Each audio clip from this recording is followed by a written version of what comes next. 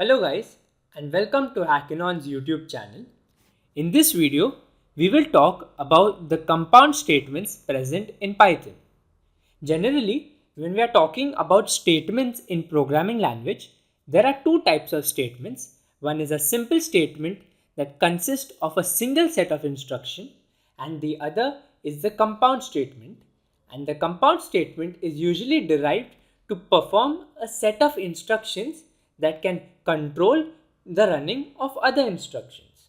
So in this video, we will constructively study all the possible compound statements present in Python. So the first compound statement is an if condition. So if condition is simply used to compare two quantities or to derive some basic condition. In this example, we have two numbers, the number 10 that is stored in the variable a and the number 5 that is stored in the variable b. So now we will need to compare these two numbers. For that, I will just create a code saying that if a is greater than b, and I'm using the comparison operator, okay, print a is greater than b. And now I will create an else statement saying that print b is greater than a. So what happens is when the program runs, when we go into this if condition, we check is a greater than b. If a is greater than b, then we go inside the block of the if condition. Else we will go to the block of the else condition.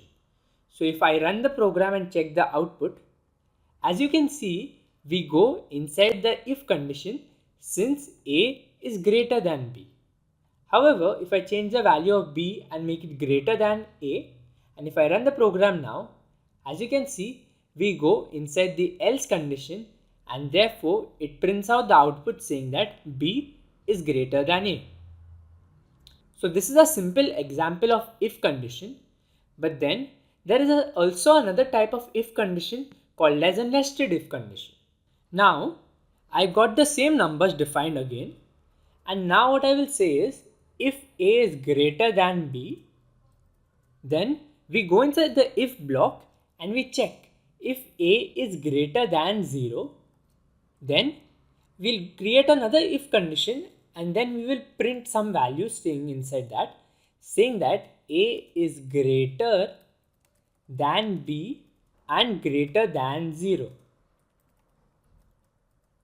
Else we shall print a is greater than b but less than 0. Okay.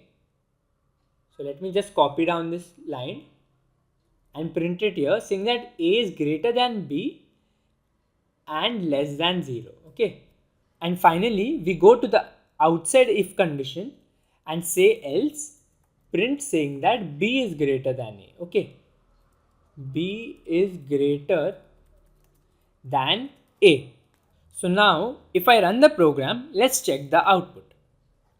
As you can see, when I run the program, it says a is greater than b and greater than 0, which means we went inside the first if condition because a is greater than b, and we created another if condition to check if a is greater than 0. Since a is greater than 0, we went inside the nested if condition and we printed the statement on our output window. Such an example where we create an if condition inside another if condition is called as a nested condition, and this is called as a nested if else condition. Now let's talk about loops. So loops are basically used to perform a same set of tasks for n number of times. So let's try to understand the for loop. So first things first, let me create a keyword saying that for I in range 1 to 10 print I. Okay. So what I'm saying is for I in something called as a range from starting point, that is 1, to end point, print the value of that I. Okay. So if I run the program, as you can see in the output window, the numbers from 1 to 9 get printed, which means from a to n minus 1, that is 10 minus 1, which gets visible as 9. So basically the range function is used to obtain certain set of values from a start to an end point, and when we join the range function using a for loop, we can get a sequence of data in an iterative manner. So this is how the for loop works. We also have another type of loop called as a while loop, and a while loop works based on certain condition is obtained, and until that condition is not obtained, we will continuously keep performing the task. So let's say I create a variable called as num and save a data as 5, and what I will say is while num is greater than 0, we keep printing num. Okay, and what we will say is num is equal to num minus 1. Okay, so if I run the program in the output window, as you can see, the data 5, 4, 3, 2 and 1 is printed, and as soon as the number reaches 0, it stops getting printed, since we created a condition saying that while number is greater than 0, then we shall go inside the while condition.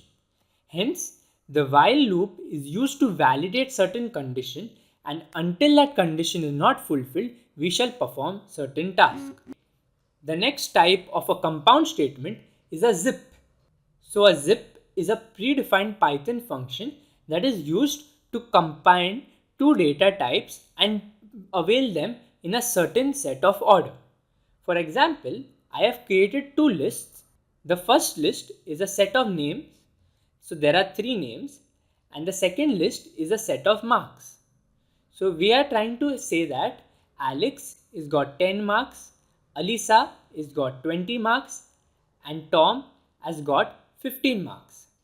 So to print this in a sequential manner, we will use a zip method. So for that, I will say for name, comma, marks in zip name, comma, marks. We shall print the name and marks. Okay, name, comma, marks. And if I run the program,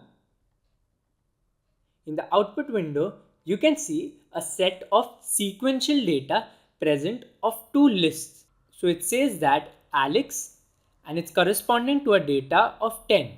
Alisa is corresponding to a data of 20, and Tom is corresponding to a data of 15. So this is how we can make use of zip function to combine two set of data. We also have another predefined function in Python that is called as enumerate. So enumerate is used to obtain the index of items present inside any data such as a list, tuple, dictionary, etc. So in this example, we have got a list of the name fruits, and it's got some names of fruits in them.